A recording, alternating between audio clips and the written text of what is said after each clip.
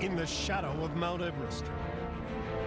There's only one way to get rescued, but the death zone is the most dangerous place in the world.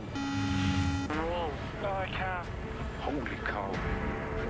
That's dangerous. When disaster strikes at the top of the world, Oh my God. a rare breed of pilot put their lives on the line.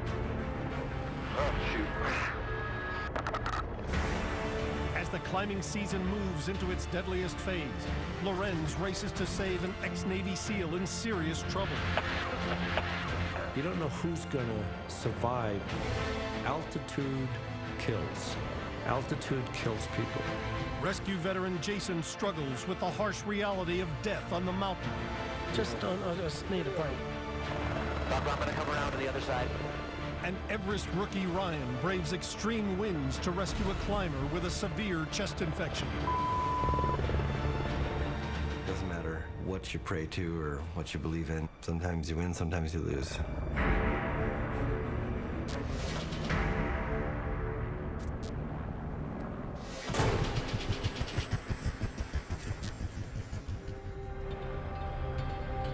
The extreme climate on Mount Everest is a relentless test of nerve for climbers and rescue crews.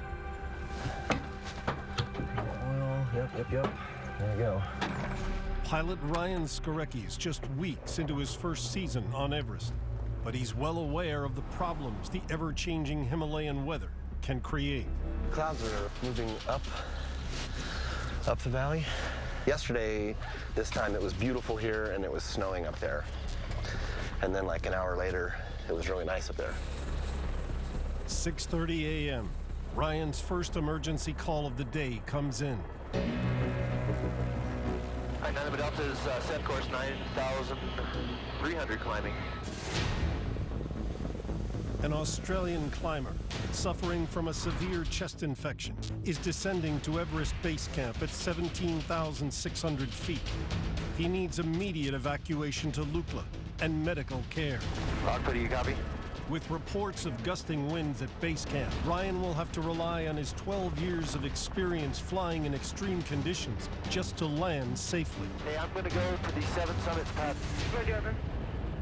The base camp helipads have a tragic history. In 2005, an Mi-17 helicopter crashed on approach. 2 years earlier, another crash killed 2 people and injured several others with flying debris. At altitude, winds can change course without warning. A strong gust from behind can cause a heli to suddenly drop and crash into the mountain. One of the big no-nos of helicopter flying is you don't land with a tailwind. You know, underestimating the winds It can be pretty devastating. I'm landing at Seven Summits now. Oh, the wind has shifted here. I almost just screwed up there. Landing with a tailwind. Let's not do that. The wind suddenly changes direction. Ryan is forced to abort his landing immediately. Rock, I'm gonna come around to the other side. I'll be there, Captain. Ryan repositions his heli and faces into the wind for a second approach. I'm pulling against the limit. But a strong gust throws his heli off course once again. Oh, that's okay. I really scared myself there. There's just too much shade.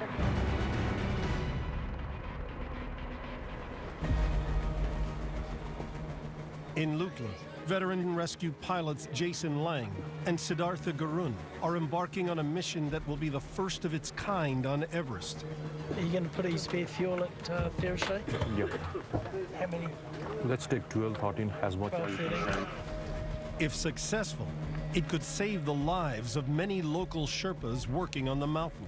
Been involved in every ascent of Everest, right from the very first one, and they're still vital to every ascent of Everest today.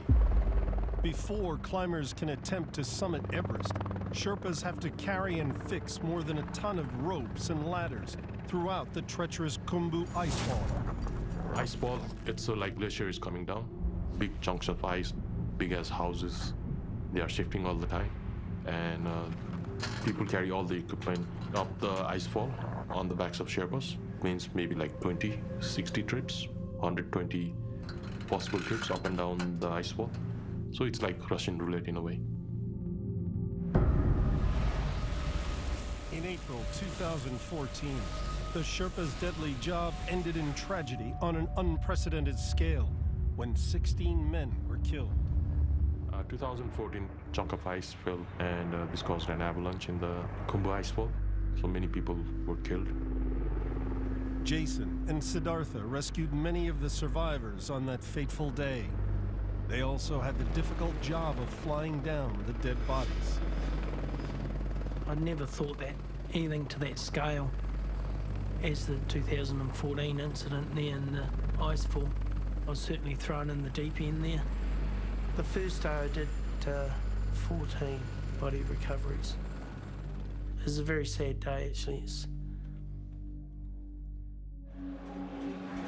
This year, for the first time, the pilots will attempt to fly equipment over the icefall to keep dozens of Sherpas out of harm's way.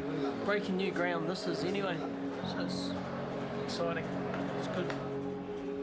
Jason and Siddartha are in charge of the sling load operations, but strong winds high on the mountain threaten their chance of success. If it's quite turbulent, it's no good. Not at Camp 1, not at 20,000 feet. Jason's powerful B-3E is one of the only helicopters that can fly at these altitudes. But in thin air, all helis have a limit. You end up fighting with the load because you haven't got a lot of power available, so you're working on the edge. From Everest Base Camp, Jason and Siddartha plan to pick up the heavy climbing equipment.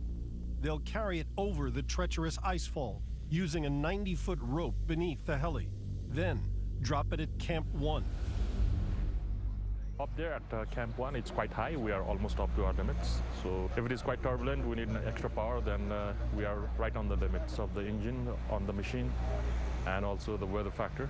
So it's quite hazardous work.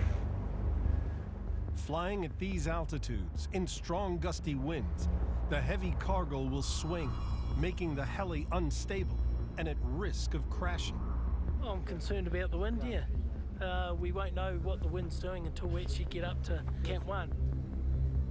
Wind directions from the southwest as it rolls up and over the icefall. It can be very turbulent in there. We are ready, sir. Generator on, anti-collision, horn off, avionics on.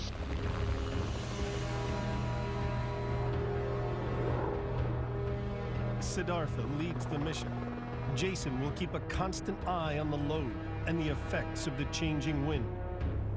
I see all this bad weather coming through. Look at the top of Everest there, Sagamother.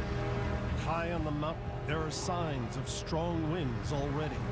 It's blowing like 50, 60 knots up there. It's changing too quickly. It's not good. Up at Everest Base Camp, high winds are threatening Ryan's attempts to rescue Roy Wells, a climber suffering from a serious chest infection. Normally wind is good. Steady wind is really good, but gusty wind is not so good.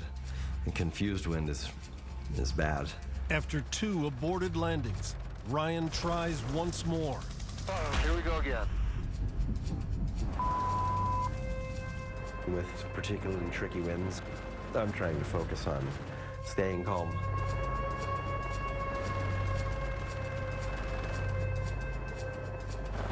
Okay, here we go.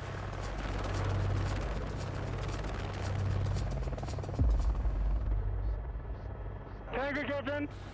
Oh, thank you. Finally, on the ground, Ryan can get Roy to the medical care he needs.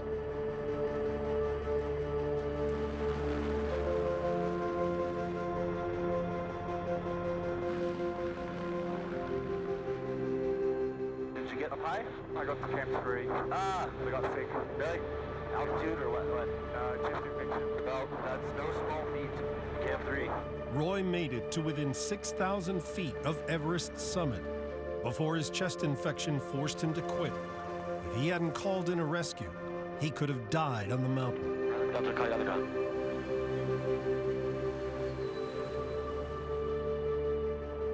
was battling a chest infection the whole way. I just couldn't get, my breathing was really poor, so even with oxygen, so unfortunately I had to come down.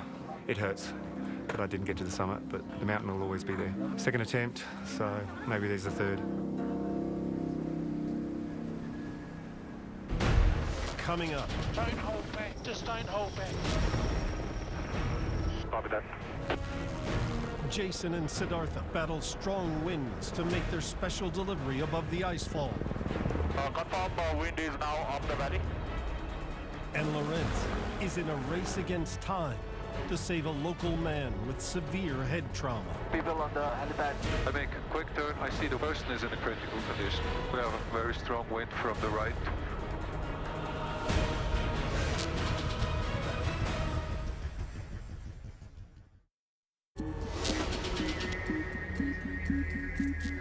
On Lukla helipad, emergency calls are coming in thick and fast.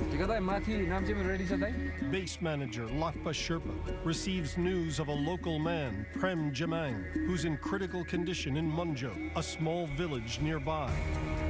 The information I got is like he's bleeding and like he's serious. Pilot Lorenz Nufer must act fast. The injured man has suffered severe head trauma in a climbing accident.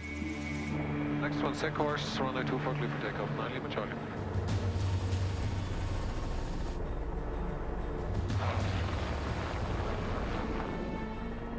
Lukla, I just hear that we have to go directly to Manjo and back to Lukla Hospital. The person is in a critical condition. Patients have a far better chance of survival if they're treated in the first 60 minutes, known as the golden hour. In this remote terrain, helicopter rescue is the only way to quickly get Prem Jamang to the hospital. That village is Monjo. Okay. Lukla 9 Lima Charlie is approaching circuit area Manjo. Already 15 minutes into the golden hour, Lorenz needs to land fast, but there's a problem. There must be some people on the helipad. We have a very strong wind from the right. We try. The landing site is crowded with villagers. We'll approach the helipad here. Lapka must help guide Lorenz in, keeping a watchful eye for anyone approaching the tail rotor. Any miscalculation now, and the blades could wipe out people surrounding the helipad. It's a tricky landing, and when I see already the people there who look stressed, and you see that they are worried about what happened, this guy on a stretcher, and there's always the problem, like the helicopters in Nepal are not prepared for stretchers. Near Everest Base Camp, Jason, Siddartha, and their team are on the first stage of their mission to move vital climbing gear. If they're successful, the Sherpa will be saved dozens of journeys through the Khumbu icefall, known as the most dangerous mile on Earth. I don't think this is going to happen. All this bad weather coming through. But strong winds threaten the operation. Look at the top of Everest there, Sagamata. It's blowing like 50, 60 knots up there. It's changing too quickly. That's not good. The weather changes rapidly, more turbulence, very tricky conditions flying. The team needs to move more than a ton of climbing gear. It'll hang from the helicopter on a 90-foot line. Roger, I'm going in. What up, Chip? Zulu, stand by. No pilot has ever attempted a sling load mission at this altitude on Everest before. Don't hold back, just don't hold back. Copy that. Siddartha does a couple of loads, we'll do a couple of loads. Maybe okay, huh? The pilots can only carry limited weight at these altitudes. Somehow, they'll have to squeeze in 5 more trips up to Camp 1 before the weather turns. To have something hanging underneath the helicopter, you have to be very gentle. If the load starts getting a sway on it or anything like this, it's very hard to control. We'll start throttling the loads up. With only a small target to aim for, the pilots must hit the mark or risk losing the load in deep crevasses surrounding Camp 1. Drop height.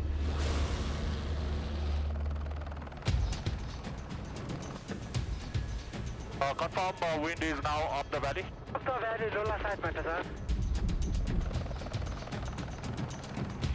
In strong winds, the swinging cargo could bring the helicopter down. It had this altitude component to it, it had the weather closing component to it. It wasn't the most favourable wind, and of course there was all the logistics, weight issues, fuel logistics, remoteness, communication, support. Yeah, we're out there on our own. I was a little bit worried about the wind conditions. It was not that favorable that day. It was coming from all sorts of places. Despite the adverse conditions, Jason and Siddartha make their last drop before the weather fully closes in. Seeing those helicopters lift those ropes up to Camp 1 was special. It's marking the change in the way helicopters can be used to mitigate the dangers of Mount Everest. It's just long overdue. That Khumbu ice fall is insanely dangerous, and for these guys to save basically 180 trips round trip, imagine that. If we can carry on doing this kind of work, the mountain will be much safer. Really proud of that. Feels good that we got a good result. We achieved what we were sent out to do. Okay, we're out of here. Let's go. Copy that. Thank you so much, Ross. Thank you. 17 miles below, in the remote village of Manjo, Lorenz and Lakpa race against time to save a local man. Prem Jamang is suffering from severe head trauma and needs an immediate airlift to the hospital. Charlie, we're airborne. If you fly someone who is obviously in pain, you just try to doing the best that the flight is as comfortable as it can be. We're not equipped with any medical stuff. Just try to treat him as a passenger and to make the ride for him as comfortable and do something good for a local who couldn't afford a helicopter flight, and we could help them.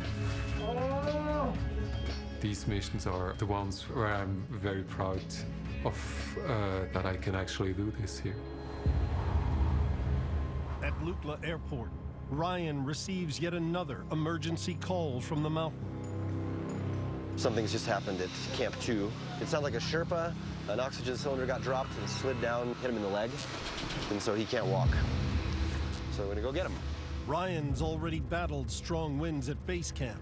Now he faces another perilous flight to the world's highest landing zone. Team Delta's ready for departure. Oh, here we go again.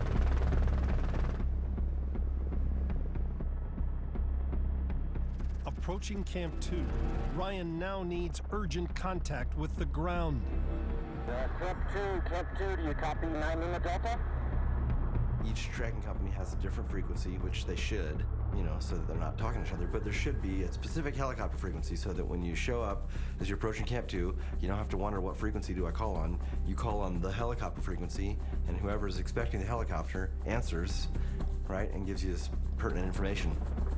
Due to the weight restrictions at this extreme altitude, Ryan flies alone.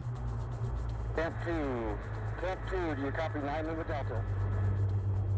If he can't contact Camp 2, Ryan will be forced to leave the injured Sherpa stranded. Camp 2, do you copy 9 Lima Delta?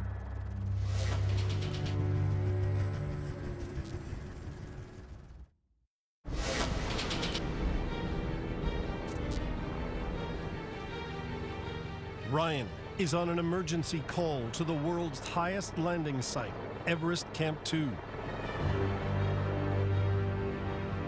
At 21,000 feet, he must wear an oxygen mask to stay alive. Camp 2, do you copy 9 Lima Delta? He's on a mission to rescue an injured Sherpa, but no one is answering the radio. Camp 2, do you copy 9 Lima Delta? To complete a rescue this high, Ryan has to keep weight to the bare minimum. He only has enough fuel for one landing attempt and nothing spare for hovering. There's a whole bunch of things that you're thinking about before you go into a spot. Like getting information like, yes, we're expecting you, you're picking up this person, and the wind is doing XYZ, like that's incredibly useful, and it takes so much stress out of the whole process. With time against him, Ryan must make radio contact to ensure the patient is ready. Camp 2, do you copy 9 Lima Delta? Right, copy your move. Camp 2, do you copy 9 Lima Delta? Ryan's burning fuel and losing vital seconds. Hello, 9 Lima Delta inbound. Can you tell me what your wind is doing? Camp 2, do you copy 9 Lima Delta? Go ahead, sir. You have one patient from Camp 2. With radio contact, he can finally be guided straight to the injured climber. Okay, I see you. Thank you. Get them to the helipad as soon as possible, please. Copy, Captain. The Sherpa has been wounded by an oxygen tank that plummeted 2,000 feet down the mountain. It narrowly missed his head, striking his ankle instead. I guess it's probably good, you know, the plastic boot he was wearing probably took a lot of, if it hit him somewhere else, probably would have done a lot more damage. What are the odds of that? A cylinder hitting you. Brooklyn, 9 Lima Delta. 9 Lima Delta, look away. Oh, you turn to final, we'll call you on the ground, 9 Lima Delta. Ryan rushes the victim direct to Lukla, where his injury can be treated. He's out of danger. Back on Everest, weather conditions are changing fast. The shifting jet stream is threatening to close the summit window. The expedition teams are relying on the ropes transported by Jason and Siddartha and rigged by the Sherpa. This could be the last chance this year for climbers to stand on the roof of the world. Okay, I'll just settle up and move out and see. As they reach Camp 4 at 26,000 feet, climbing teams are pushed to their physical limits. People are feeling it now. We're all on bottled oxygen. One of those pursuing his lifelong dream is American mountaineer Greg Paul. At 69, he's one of the oldest men on the mountain. It is just hard work, day in and day out. He's climbing with German airline pilot Andreas Friedrich. Not easy, even with oxygen. After leaving Camp 4, climbers take their first steps into the death zone. Up here, there's 2/3 less oxygen than at sea level. Air is too thin to sustain life, so climbers must summit and descend before their body shuts down. Helis can't fly at this extreme height. Up here, there's no hope of a rescue. As you continue to move towards the summit, every step is a step away from survival. 1 a.m., the climbers start their final push to the summit, setting off in darkness so they can return while it's still light. Greg and Andreas are together in a line of traffic.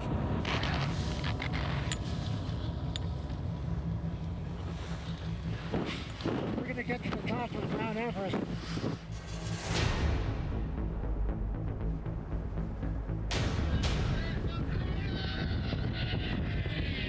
We made it. For climbers like Andreas, summiting Mount Everest is a long-held ambition. But making it to the summit is only half of the battle. Getting down and out of the death zone safely is a race against time. We gotta get down now. We're only halfway.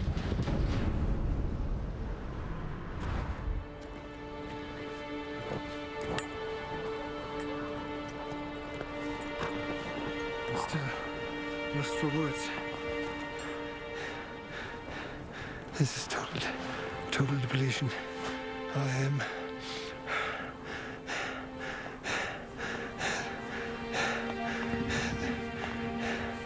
I'm totally depleted. I never dare to believe that I will have the guts it takes to go up there.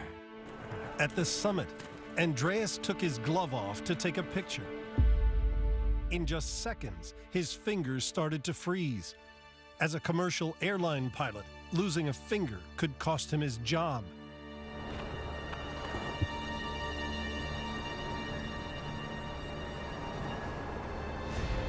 After a punishing descent, Andreas makes it to Camp 2. Mountain guide Richie Hunter must decide if an urgent rescue is needed. You've got a bit of yellow and black sort of going on. You've definitely been nipped for sure, and I think this is potentially frostbite. We can't let it do is refreeze, so you must not expose it to cold. It's getting so stiff actually, the fingers. We need to get you to base camp as soon as we can. Okay, Richie. Hey, sorry to bother you so late, just been doing the rounds. As for Andreas, I've checked his hand. Yeah, that's a good round of frostbite there for him.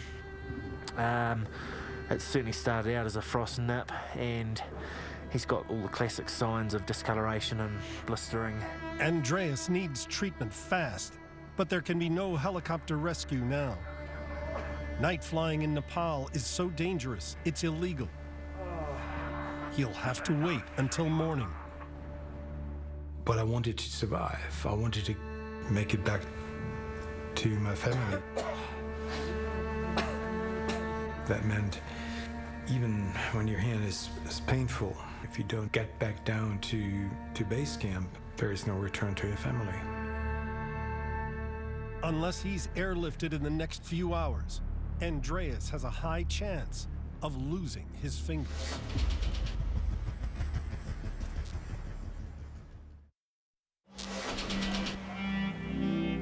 Daybreak at Lukla. Pilot Surendra scrambles to rescue Andreas Friedrich, a climber who suffered frostbite on the summit of Everest. Lukla, Lima Papa. Per details, Lukla, Everest Rescue Camp, flying time 15 minutes.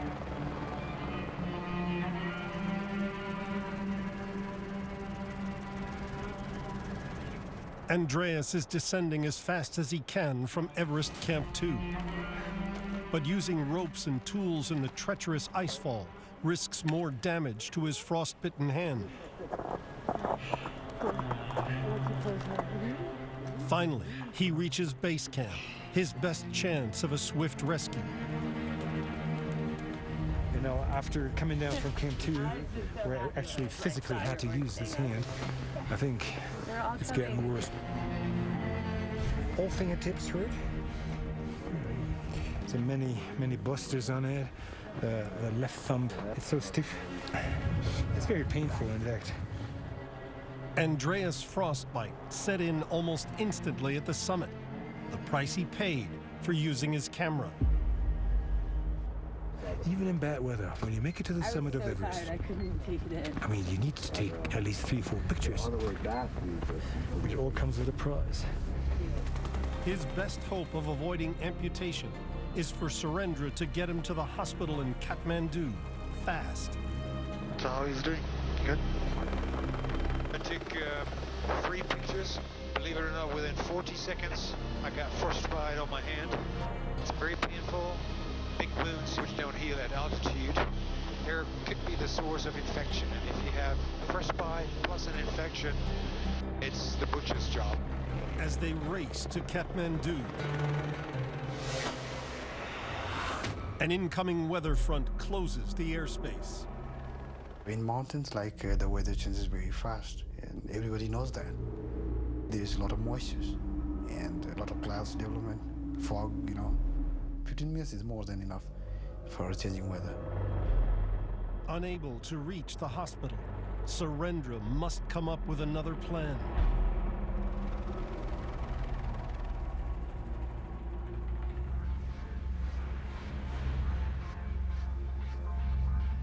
In Lukla, Jason prepares for a grim but vital task for families of the dead: recovering the body of a fallen climber. A lot of people that were in trouble at these high altitudes simply, they die. There's some pretty serious consequences there. Jason's heading for Mount Barunse, an isolated 23,000-foot peak 20 miles northeast of Lukla and 8 miles southeast of Everest.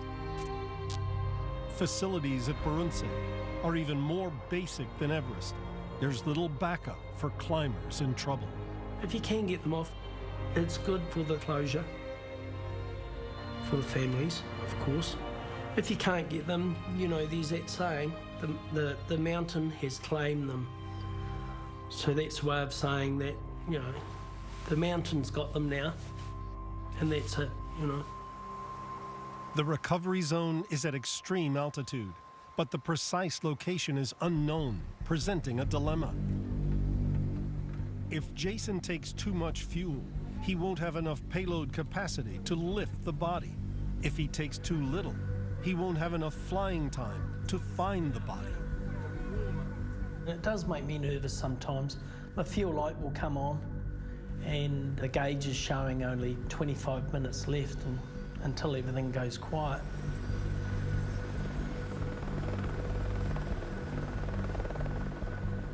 Jason must also factor in the weight of cheering, a rescue specialist, and Jason's second pair of eyes. Setting course for Bronsey base camp. Oxygen is looking. Yeah. Bronsey is only a 10-minute flight away, but the ever-changing weather is closing in. Finding the body in these conditions could take hours. I just passed Namche Earth 13,500. We'll go and have a look. Yeah.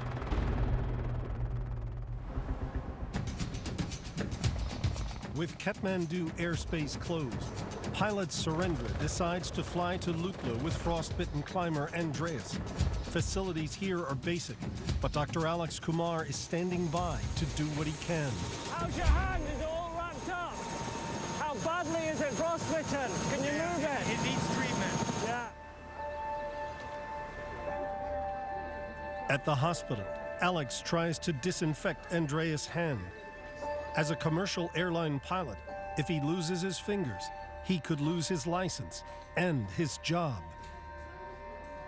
The middle finger, the end of it, it's gone a little bit black. The tissue inside's dead or dying, so it may require some surgery, but the best thing is conservative treatment until we can get you down and get you a scan. Yeah. Still optimistic, but I need this hand. Well, the damage has been done. We can't get anywhere now, unfortunately, in terms of going down to Kathmandu.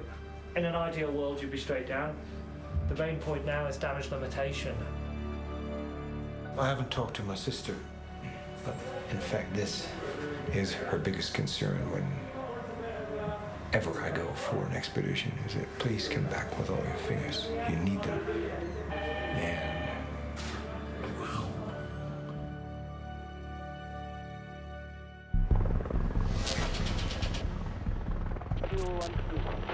I'm going to have a look at north side. We'll have a look at the saddle here and we'll go to 20,000 here. Yeah. Okay, that's the plan. Jason and Cheering's search for a climber's body on Mount Bronsey is proving fruitless. Fuel is running out and the weather is deteriorating. Fuel check 25. As long as we can get back over the col, we're okay. The search area is remote. There are few landmarks to follow. Time is running out. So there was a lot going on, a lot of high pressure there. Fuel logistics, weight logistics, weather logistics, and remoteness as well. I think it's just down here. Despite difficult conditions, Jason finally locates the ground team with the climber's body. I can land over here. The weather ceiling was descending on the mountain tops and the passes were beginning to close. The job is only halfway done. The body must be loaded with care. They need to get out before escape becomes impossible. The weather causes a lot of problems. You have to analyse it. If we're going to undergo this mission, you know, time is of the essence.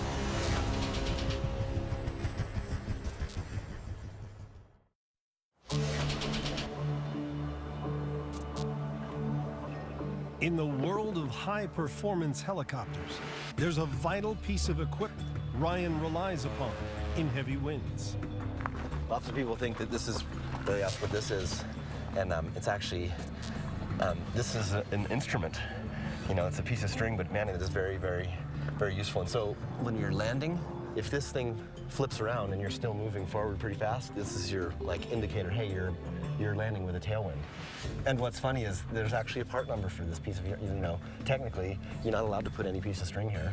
You've got to use the correct piece of string that has an official part number. In aviation, it's probably the most expensive piece of yarn there is.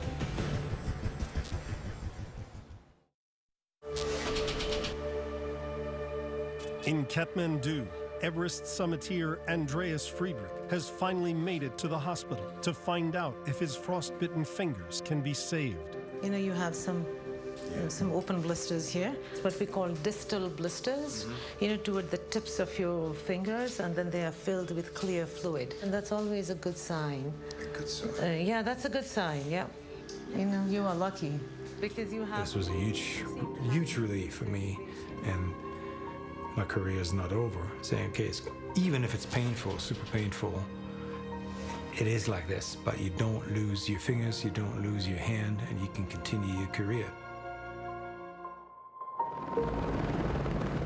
100 miles away on Mount Barunse, Jason has located the body of a dead climber, but the weather is blocking his escape, and he's burning precious fuel. I try to focus on task in hand, as flying the aircraft. I am thinking about the risks and what could happen. No, yeah. No, you get it. At this altitude, Jason is not acclimated. If he's grounded, his oxygen will run out, putting his own life at risk. Above 18,000 feet, you can't shut down. Well, if you do, you can't restart. The altitude's too high for the engine to actually spool up again. The weather's changing, eh? Yeah. All right, let's get out of here. I've done a lot of bodies. Yeah, I'm there to do a job. And as far as I'm concerned, that's part of it. We've got to be careful we don't get caught up in the emotions of everything. Makes me very sad. Oh, it's hard to detach. Because after doing all that, you get down to Lachlan and it's like, oh, what just happened?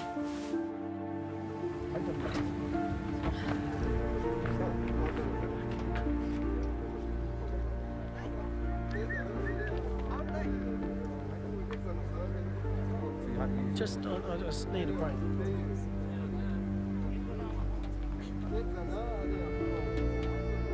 Sometimes it does get to me. It's draining.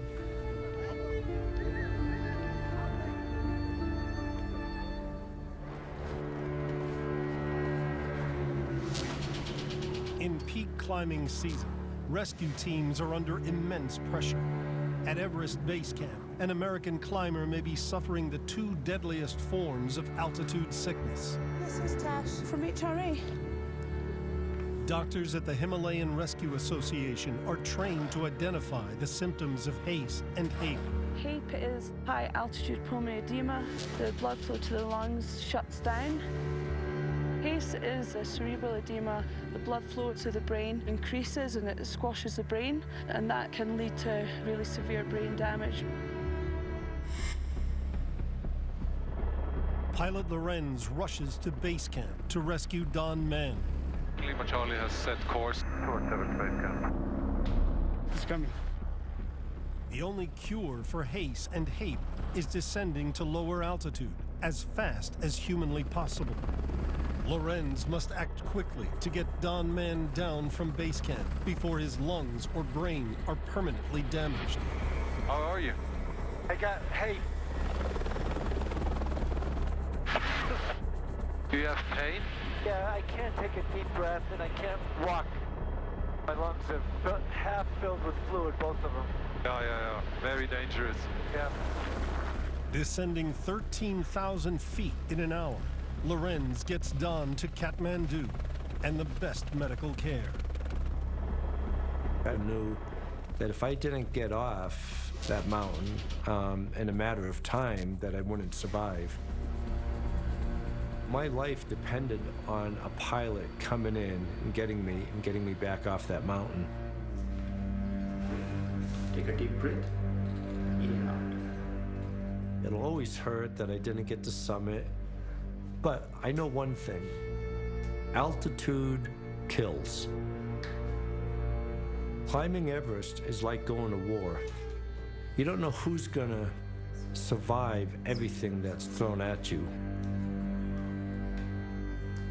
You don't really know who's coming back.